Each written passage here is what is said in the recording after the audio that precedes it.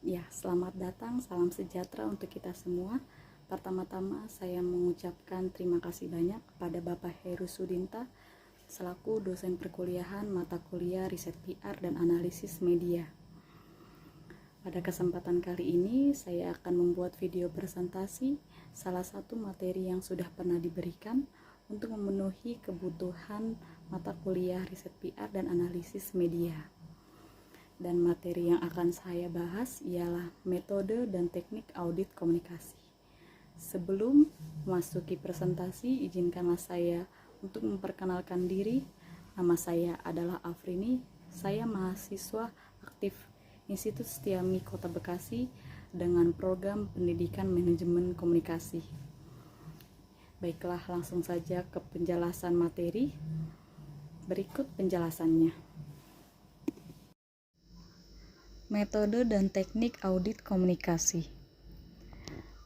Ada beberapa metode untuk audit komunikasi, yaitu yang pertama ada survei dengan kuesioner, yang kedua wawancara tatap muka, yang ketiga analisis jaringan, yang keempat pengalaman komunikasi, dan kelima catatan harian komunikasi. Yang pertama kita akan bahas dengan survei dengan kuesioner. Ada hal yang harus dipertimbangkan dalam membuat kuesioner. Yang pertama, rentang kekuasaan organisasi yang dibutuhkan untuk mengisi kuesioner. Yang kedua, jumlah waktu yang tersedia untuk memproses informasi yang terkumpul dari kuesioner itu. Dan yang ketiga, kiat khusus seperti kemungkinan memperkecil huruf sehingga kuesioner tidak terlihat panjang. Wawancara tatap muka. Wawancara tatap muka adalah wawancara yang dilakukan oleh satu pewawancara dan satu responden. Pedoman wawancara tatap muka. Pedoman wawancara penjajakan digunakan untuk pengumpulan informasi-informasi penting untuk pengenalan masalah dengan menggunakan pertanyaan-pertanyaan tertentu. Dan pedoman wawancara pedalaman digunakan untuk membantu tafsiran atas temuan-temuan yang diperoleh melalui alat-alat audit lain. Jenis pertanyaan dalam kuesioner. Pertanyaan terbuka adalah untuk mendorong responden agar bicara bebas. Pertanyaan tertutup ialah jawaban singkat seperti ya atau tidak. Pertanyaan khusus ialah untuk menggali informasi faktual khusus. Dan pertanyaan reflektif mendorong responden agar mau memberikan komentar lebih lanjut. Jenis pertanyaan dalam kuesioner. Pertanyaan yang mengarahkan untuk mengarahkan jawaban responden. Pertanyaan pengandaian untuk mendorong responden berpikir ke depan. Yang ketiga ada analisis jaringan.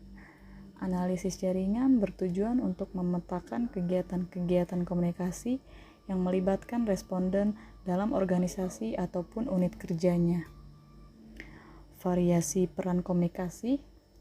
Ada tokoh bintang komunikasi atau biasa disebut communication star, aktif dalam kegiatan komunikasi dalam organisasi.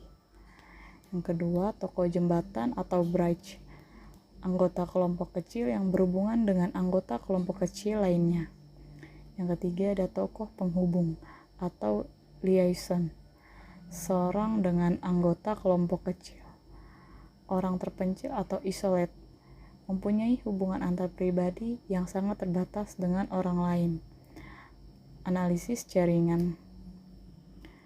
Yang keempat ada pengalaman komunikasi atau communication experience.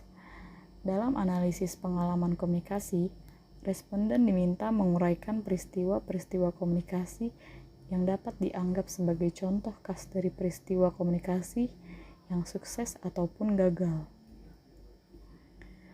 Teknik pengumpulan data dan analisis data ada 3, yaitu teknik observasi, teknik wawancara, dan teknik analisis isi. Yang pertama kita akan bahas teknik observasi. kegiatan-kegiatan mengamati dan mencatat perilaku yang dapat dilakukan atas perilaku orang lain maupun perilakunya sendiri. Studi tugas, ketika kita terlibat dalam kegiatan mengamati dan mencatat perilaku kita sendiri. Pengamat terlatih, ketika kita terlibat dalam kegiatan mengamati perilaku orang lain. Teknik pengamatan terlatih.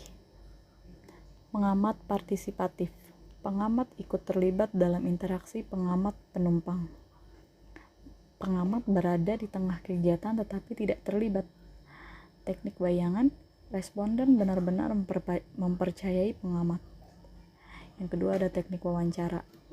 Teknik wawancara bertujuan untuk memeriksa, menguji, ataupun melengkapi data-data yang diperoleh melalui alat-alat ukur lain. Teknik wawancara kuesioner menggunakan alat pengumpulan data secara tertulis dalam berbagai bentuk pertanyaan-pertanyaan yang disusun. Jika teknik wawancara tatap muka, tanya jawab wawancara dengan responden secara langsung. Tujuannya untuk memeriksa, menguji, ataupun melengkapi data. Yang ketiga ada teknik analisis. Isi teknik ini bertujuan untuk membuat analisis dari isi pesan-pesan yang ada dalam dokumen. Ya, demikianlah presentasi yang sudah saya berikan. Semoga ilmunya bermanfaat bagi kita semua. Terima kasih dan sampai jumpa.